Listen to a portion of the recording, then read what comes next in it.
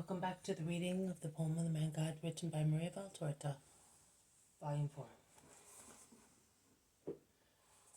Chapter 432, Part 1, Parable of the Painted Wood. 10th May, 1946.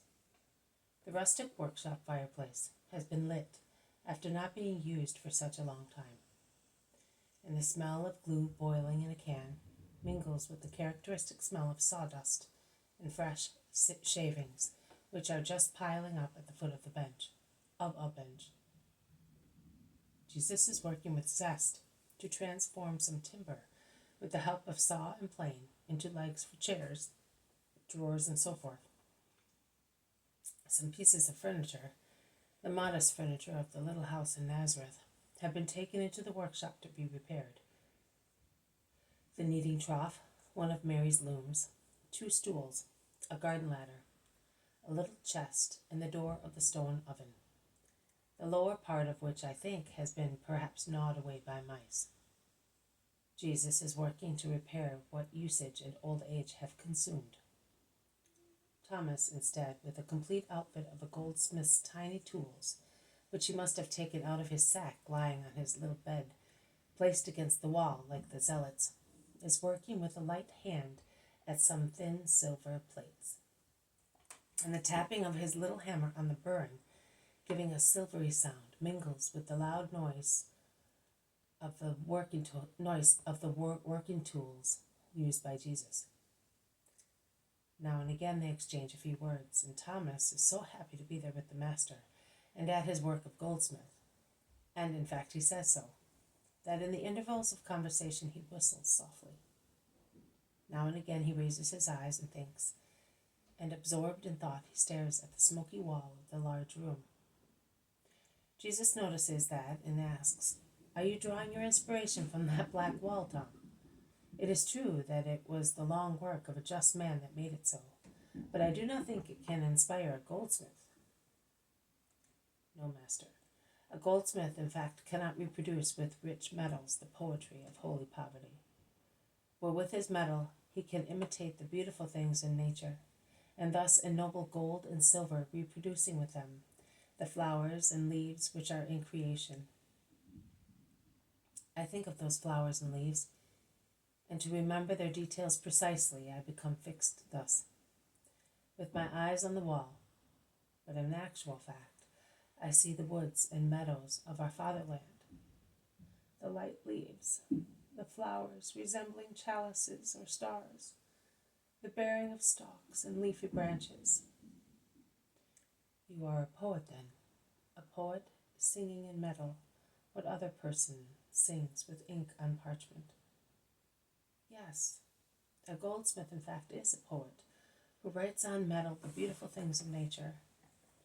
But our work, artistic and beautiful, is not worth yours, which is humble and holy, because ours serves the vanity of rich people, whereas yours serves the sanctity of the house and the usefulness of the poor." "What you say is right, Thomas," says the zealot, who has appeared at the door opening on to the kitchen garden, with his tunic tucked up, his sleeves rolled up, with an old apron in front of him and a tin of paint in his hand. Jesus and Thomas turn round, looking at him, and they smile, and Thomas replies, "Yes, what I say is right, but I want that once in a while the work of a goldsmith may serve to adorn a good holy thing." "What?" "It's a secret of mine. I have had this idea for a long time, and since we were at Ramah, I've been carrying a goldsmith's little outfit, waiting for this moment." "And what about your work, Simon?" "Oh, I am not a perfect craftsman like you, Tom. It is the first time that I have held a brush in my hand, and what I paint is uneven, notwithstanding all my goodwill. That is why I began from the most simple things, to acquire skill, and I can assure you that my inexperience made the girl laugh heartily. But I am glad. She is reviving hourly to a serene life, and that is what is required to cancel her past and renew her for you, master." "Perhaps Valeria will not give her up," says Thomas. what do you think it matters to Valeria to have her or not? If she had kept her, it would have been only to prevent her from being left forlorn in the world. It would certainly be a good thing if the girl was safe forever, and in everything, above all, in her spirit. Is that right, Master? That is true. We must pray hard for that. The girl is really simple and good, and if she were brought up in the truth, she could yield much. She is instinctively inclined to the light. I quite believe it. She has no consolation on the earth, and she seeks it in heaven, poor soul. I think that when your gospel is announced all over the world, the first and the most numerous to receive it will be the slaves, those who have no human comfort, and who will take their shelter in your promises to have some. And I say that if the honor of preaching you falls to me, I will love those poor wretches with a special love. And you will do the right thing, Tom, says Jesus. Yes, but how will you approach them? Oh, I will be a goldsmith for the ladies and a master of their slaves. A goldsmith calls at houses, or the servants of rich people come to his, and I will work.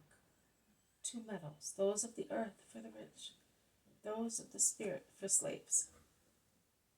May God bless you for your good intentions, Tom. Persevere in them. Yes, Master, I will.